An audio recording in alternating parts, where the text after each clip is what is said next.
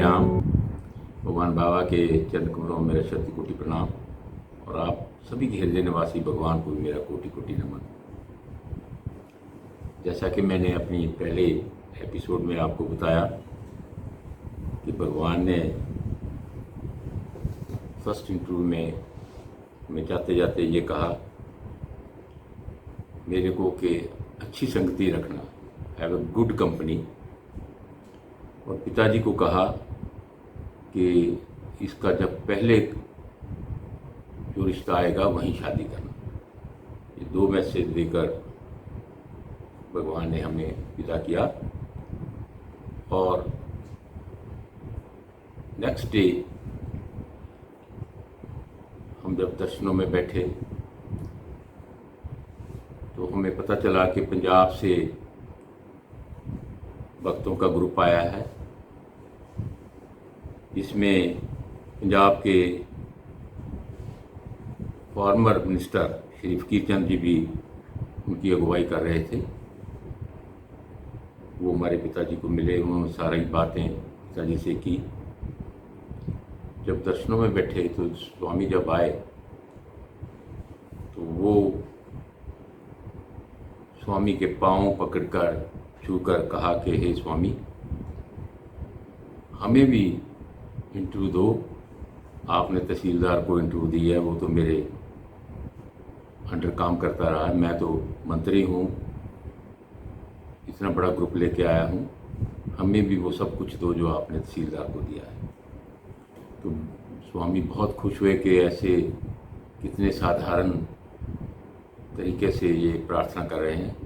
तो स्वामी बहुत हंसे और तुरंत स्वामी ने हाँ कर दी और कहा कि चलो आप भजन मंदिर में आ जाओ। और मेरे को भी साथ में उठा लिया, पिताजी को भी साथ उठा लिया। हम सब लोग भजन मंदिर में जाकर बैठ गए। तो स्वामी ने उन सबको कहा बताओ क्या चाहते हो। तो वो फिर उन्होंने दोहराया गिरचंद जी ने कि हमें तो वही सब कुछ दो जो आपने तहसीलदार को दिया है। तो स्वामी बहुत हंसे और मेरे को कहने लगे जाओ इंटरव्यू में जाओ, वहाँ से फ़ोटोज़ लेके आओ। तो मैं तुरंत इंटरव्यू में गया और देखा मेरे को कोई फ़ोटो नहीं वहाँ मिली।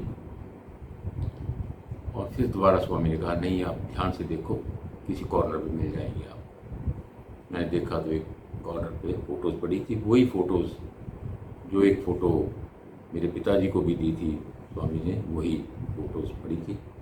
और मैं उठा कर ले आया और स्वामी ने कहा काउंट इट, कितनी है ये। तो मैंने फटाफट काउंट की, वो 72 थी। तो कीर्तन से जिसे पूछने लगे कि आप कितने लोग हो, तो उन्होंने कहा स्वामी हम 72 लोग हैं, 72 लोग हैं। तो स्वामी ने मेरे को कहा कि एक एक फ़ोटो इन सबको दे दो। तो मैंने उस सभी फ़ोटोज़ उनको बांट दी और स्वामी ने विभूति मंगवाई, विभूति भी उन सबको दी।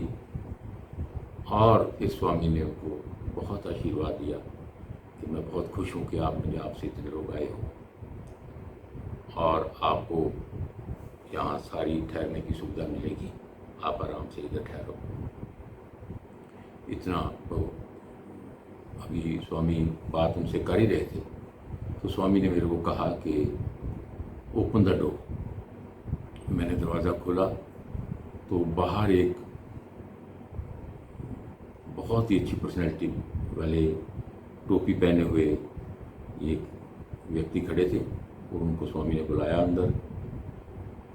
तुरंत स्वामी ने उनकी बात सुनी और उनको विभूति की रेड करके दी और उनको जाने की अनुमति दी। और हमें सभी को बताया कि he is union deputy minister central government. तो वो चले गए। फिर हमने सभी ने स्वामी के पांव छूकर आज्ञा ली और बाहर आ गए। तो ऐसे अनुभव हमें हुए। भगवान बार बार पहले ही विज़िट में इतना कुछ हमें हमारी आस्था पक्की कर रहे थे, हमारा विश्वास पक्का कर रहे थे, ये भगवान है। तो ये हम सभी से बातें सुन भी रहे थे, देख भी रहे थे।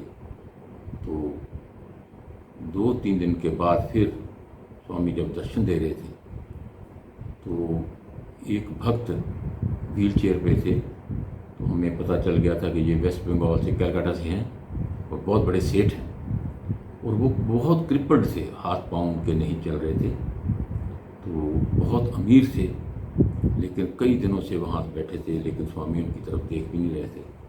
सब लोग प्रार्थना करते थे, भगवान इनके ऊपर कृपा करो। तो 3-4 दिन बाद स्वामी सीधे उसी के पास आए और स्वामी ने स्वयं उनकी व्हील चेयर चलाकर उनको अंदर ले गए और भजन चल रहा था। और 10 मिनट के बाद स्वामी उनको साथ लेकर बाहर निकले। वो जो व्यक्ति सेठ जी व्हील चेयर पे अंदर गए थे, वो पैदल चल के बाहर निकले। विभूति से उनका सारा मुंह भरा हुआ था और हाथ पैर भरे हुए थे। उन्होंने सबको प्रणाम करके सबको प्रणाम किया कि स्वामी ने मेरे ऊपर इतनी बड़ी कृपा की है। स्वामी को ब्लेसिंग देते हुए बाहर तक छोड़ने आए और उनके सारे परिवार के लोग उनको कहने लगे, स्वामी हमें बताओ हम क्या सेवा करें। तो स्वामी ने बहुत कहा, नहीं स्वामी, भगवान को कुछ नहीं चाहिए, आप जा सकते हो। फिर भी उन्होंने बहुत कहा, तो जब वो कहने से हटे नहीं तो स्वामी ने कहा, अच्छा अगर तुम मेरे को देना चाहते हो तो सेठ को इधर ही दे जाओ मेरे को।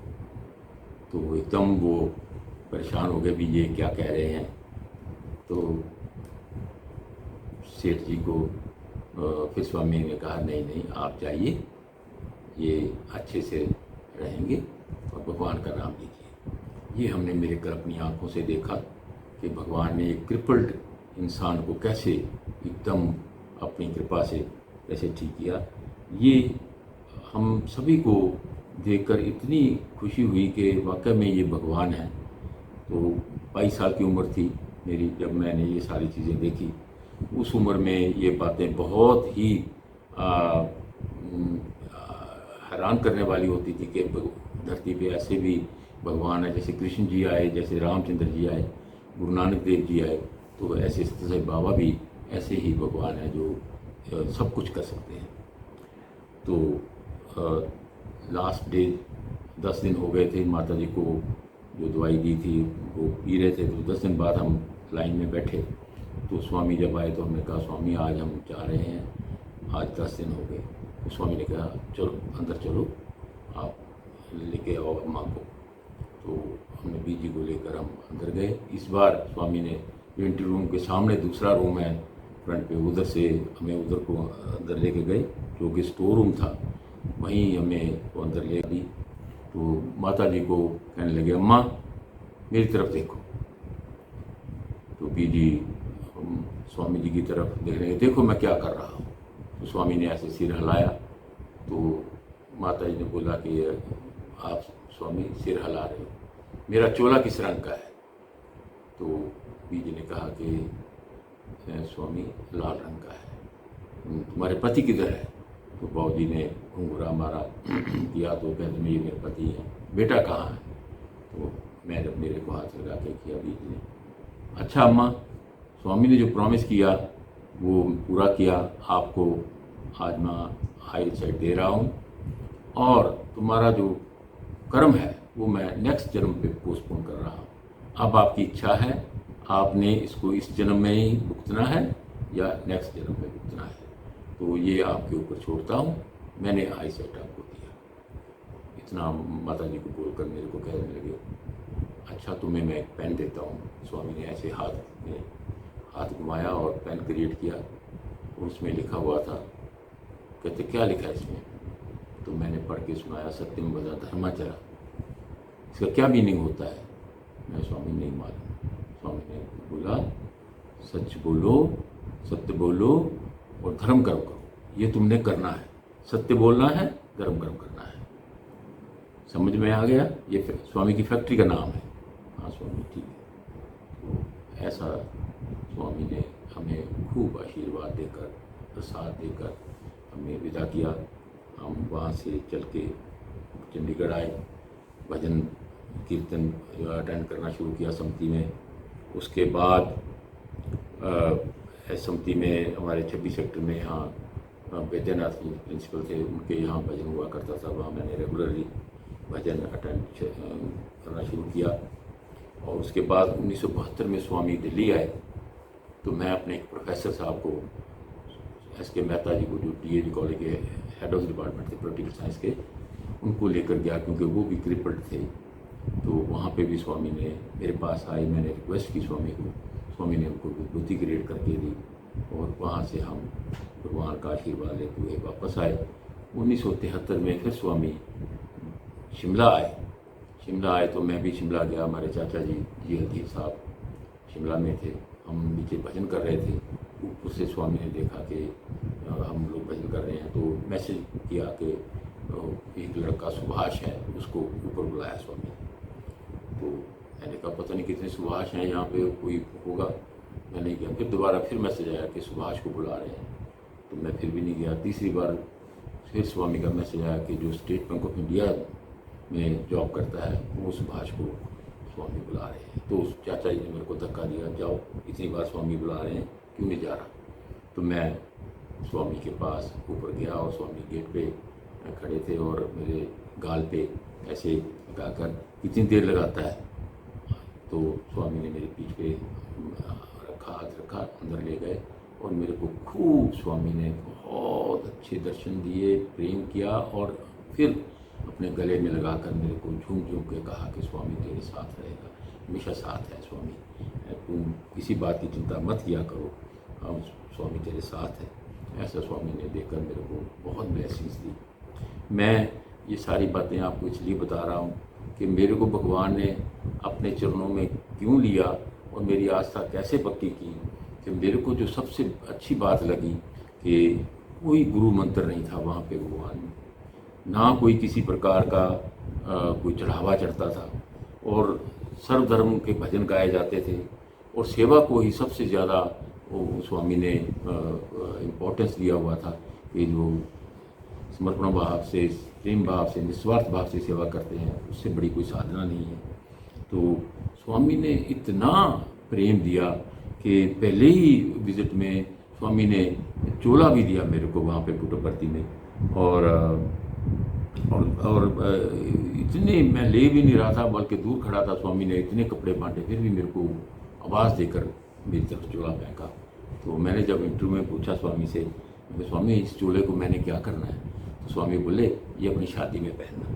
तो मैंने कहा ठीक है स्वामी। तो फिर मैंने अपनी शादी में ये चोला पहना। और मैं ये सारी बातें आपसे क्यों साझा कर रहा हूँ, क्योंकि मैं एक 22 साल का लड़का जिसको भी भगवान के बारे में इतना ज़्यादा कुछ पता नहीं था, भगवान ने इतना मेरे को विश्वास दिलवाया कि मैं भगवान हूँ, तेरे को मेरी बात माननी चाहिए और जो मैं कहता हूँ वो करना चाहिए। मैं अभी ये बातें अभी प्रैक्टिस में अपनी लाने का प्रयास कर रहा था, तो स्वामी ने मेरे को इतना मेरे को ऊपर कृपा करी कि 1974 में फिर मैं पुट्टपर्ती गया एक अपने प्रोफेसर साहब को लेकर। उनका भी काम कुछ फंसा हुआ था, उनका अमेरिका में जाना था, उन्होंने वीज़ा नहीं लग रहा था। फिर मेरे को इंटरव्यू दी, उनको भी मैंने कहा स्वामी ये मेरे साथ आए हैं। तो स्वामी ने कहा आपका जाते ही काम हो जाएगा। तो बाबा ने इतनी ब्लेसिंग दी और मेरे को बोलते हैं आपके सारे काम ठीक हो रहे हैं, आपके जाते ही काम और बढ़िया हो जाएंगे। तो मैंने कहा स्वामी आपकी तो अपार कृपा है। तो वहाँ से स्वामी से ब्लेसिंग लेके हम आए और जब दिल्ली आए तो वो प्रोफेसर साहब का मैसेज आया कि मेरा वो वीज़ा लग गया। तो मेरा और विश्वास पक्का हुआ कि देखो स्वामी कितनी हमारे ऊपर कृपा कर रहे हैं। और आते ही मैं जब आया तो मेरे को पता चला कि मेरी इंगेजमेंट स्वामी ने पक्की कर दी और मेरी दिसंबर में ही इंगेजमेंट हुई। तो ऐसे स्वामी ने मेरे ऊपर कृपा करते रहे बार बार। और मैं आपको जो मेरे साथ उसके बाद इतना कुछ जो हुआ है वो मैं आपको नेक्स्ट एपिसोड में बताऊंगा। मेरे को जो 7 इंटरव्यू से 5 इंटरव्यू अभी तक दे चुके थे और 2 इंटरव्यू मेरे को शादी के बाद स्वामी ने वाइट फील्ड में दी, वो भी मैं आपको नेक्स्ट एपिसोड में शेयर करूंगा। ओम श्री साईं राम।